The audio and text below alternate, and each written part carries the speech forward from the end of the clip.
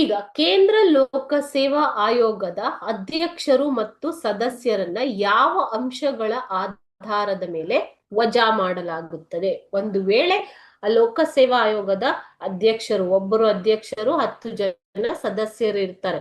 So ಅವರನ್ನ ವಜಾ ಮಾಡುವ ಅಧಿಕಾರ ಕೂಡ ರಾಷ್ಟ್ರಪತಿಗಳಿಗೆ ಇರುತ್ತೆ. ಓಕೆ, ಸೊ ಯಾವ ಆಧಾರದ ಮೇಲೆ ಅವರು ವಜಾ ಮಾಡಬಹುದು?